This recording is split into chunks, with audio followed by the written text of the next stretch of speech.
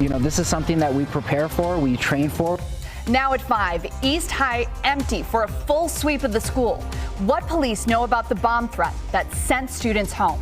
Plus, I fell. I can't feel my legs. Get up here, get up here. He was terrified. Paralyzed on the mountainside. An Ogden teenager suffers from a life-changing fall.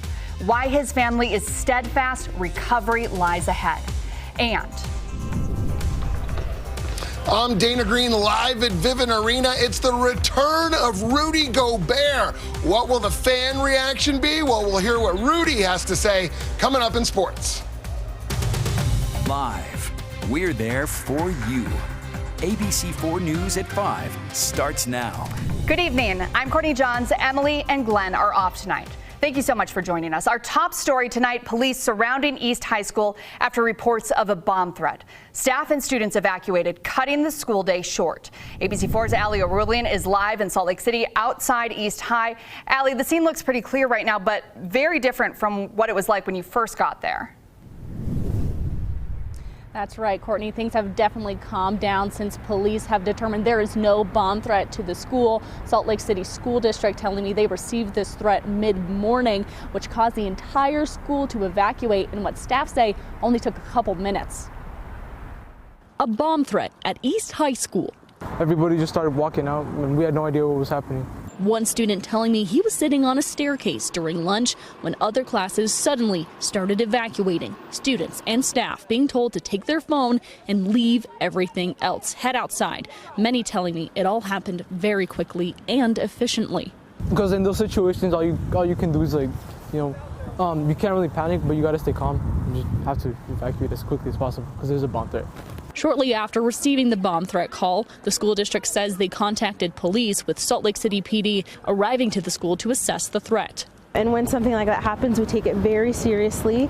After the principal talked to the police department, they determined it was best to evacuate the school, just out of an abundance of caution. School staff telling students to call someone to pick them up, either at the Baptist church across the street or at the football field. The district also providing buses for kids to get home.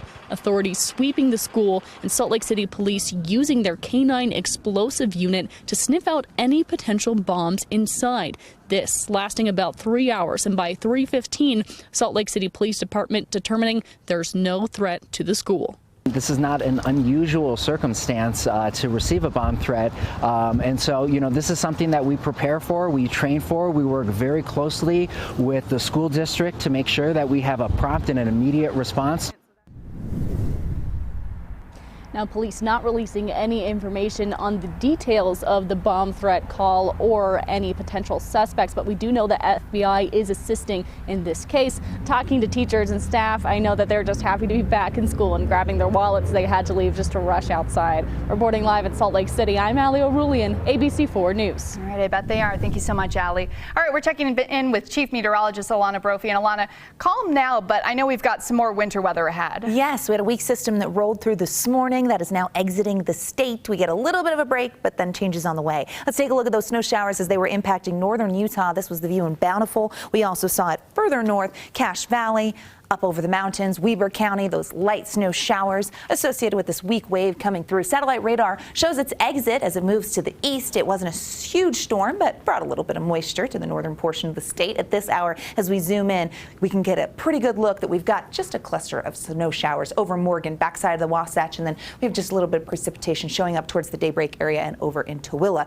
But all in all, this system pretty much done. We're going to see clearing skies, temperatures dropping, freezing in Logan, 30s for the rest of the Wasatch Front, 52 in St. George.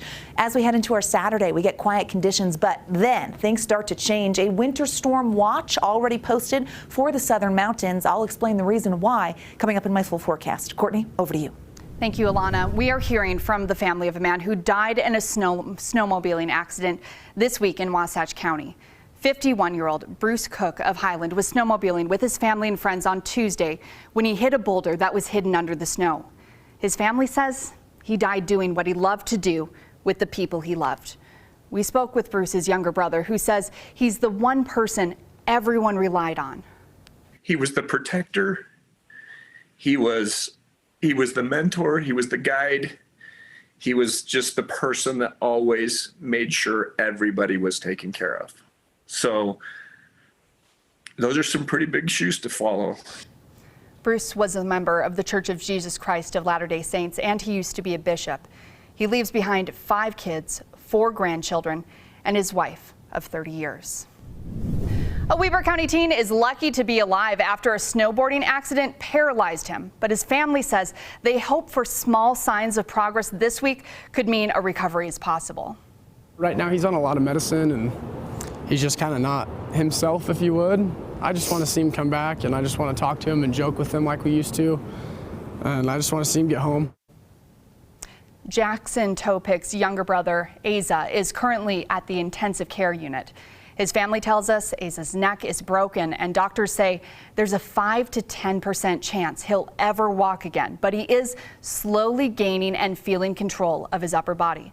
Most recently, he was able to sit up for 10 minutes on his own. All week long, dozens of friends and family have gathered around his bed to check in. And he's always been a fighter, and I know he's just gonna kick this thing. He's gonna walk again. Now, the 18-year-old does not have health insurance. He says he signed up for a new policy right before this accident, and it doesn't kick in until January. Dozens of people are donating to a GoFundMe page in Asa's name to help cover the extensive medical bills. Another sign of how great Utahns are, one anonymous donor sent in $10,000 just last week. And tonight, an experienced wildlife crew is back home safe after their helicopter crashed in San Juan County. Take a look at this. This is video of the rescue. That helicopter went down yesterday morning in the La Salle Mountains when the crews were tracking mountain goats. Rescuers say the terrain was too steep and rough for them to reach the ground during that rescue. The Department of Public Safety says the crew is lucky they didn't fall down one of the steep edges surrounding their crash site. And what's even more incredible, none of the people in the crash were seriously injured. After a few hours, rescuers were able to get the last crew member to safety. By the time we got to the third person where we were able to land, there were already skiers that were to him and checking on him, make sure he was okay.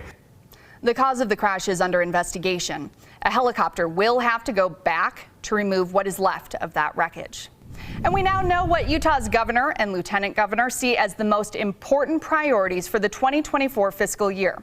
The proposed budget includes a $1 billion tax cut over the next 2 years. The largest chunk of money is $500 million for water conservation, agriculture, and infrastructure, with over $200 million of that going to the Great Salt Lake alone.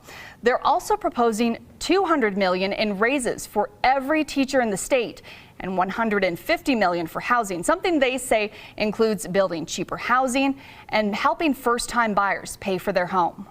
This is a sound budget. We believe it's a fair budget, and this is a budget that serves our people, addresses the growth needs of our state, and leads to even better government. This proposed budget will be evaluated by lawmakers in the upcoming legislative session. The governor says he is getting support for his proposal, but we could see an entirely different budget come out of the legislature. Still ahead, fighting the effects of long-term discrimination and exclusion. The Salt Lake City FBI office is working to diversify their ranks. How they're reaching out to women and minoritized communities, coming up. And there's that live look at Iron County. Clear skies from the Cedar City Airport. You can see activity on the tarmac, 39 degrees. This is one of the areas looking to pick up some snow from our next storm system. We're tracking it all in Utah's most accurate forecast.